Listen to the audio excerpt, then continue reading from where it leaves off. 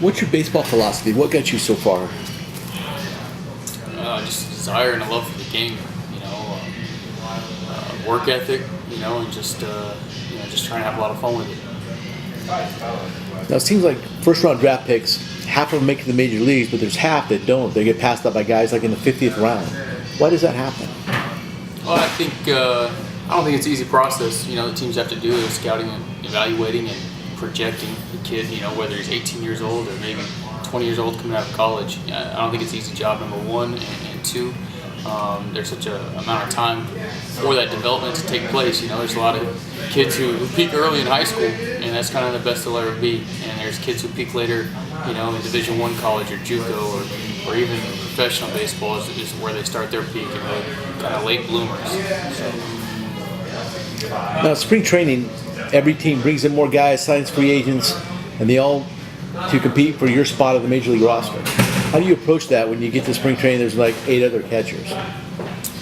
Well, I don't think it's any different from when you start in Little League. Everybody's competing to make a team in Little League when you try out. Everybody's competing once you make the team, to be the starting player, starting pitcher, whatever. And then kids are competing for the all-star team. I think it happens at every level, and so I've just always taken the mentality that, there's always somebody my age or could be 5-10 years younger that is competing for my job, and to not take it for granted and just give it my all. Is there a time in your career that you wanted to quit baseball? Never quit. There's a time in my career where I maybe questioned, could this be the end? That's kind of where my faith came in, and it's carried me to where I am today. But I've never wanted to quit. But there's definitely been some struggles and some low valleys and some trying times. But my faith has helped me through that. How about the umpires? How do you handle the umpires? For me, they're my friends. I work closely with them. Could be in catcher. They're behind the plate every third or fourth day. Some of the guys I've been with since collegiate summer leagues in the North Woods League. And some guys, I've never worked with until maybe this year. So I think you have to have a good working relationship with them. What about the fans? People yelling and screaming at you. That's all part of it. It's fun.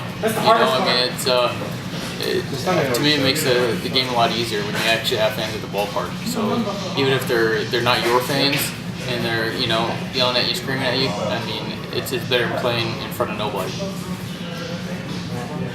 Now, do you read the scouting reports or where Baseball America ranks you in the top prospects and all that stuff? No, I really don't pay too much attention to Baseball America or any scouting or ranking system. That's just me, and I just kind of don't pay too much attention to it. Anybody tell you about it, or? I know it's out there. It's out there. The magazines are in the clubhouses and stuff like that. But to me, it's when I start looking at that, it's kind of out of my control. I just try to focus on things that I can control. Now, what would you tell a high school kid about professional baseball that you learned the hard way that nobody told you about?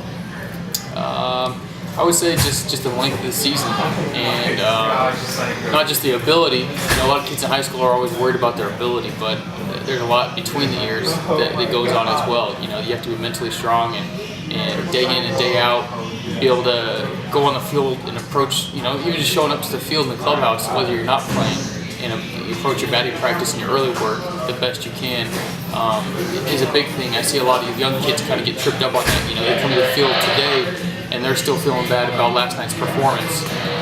For me, it's yesterday was yesterday.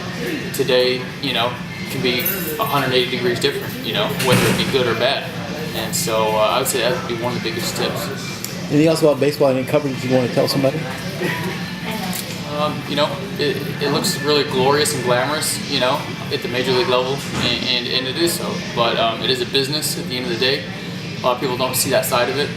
And the minor leagues, it's a grind. It's you love it and you hate it at the same time. It can be a blessing, and it can be kind of your worst enemy. And I think a lot of that depends on how you approach it. All right, man.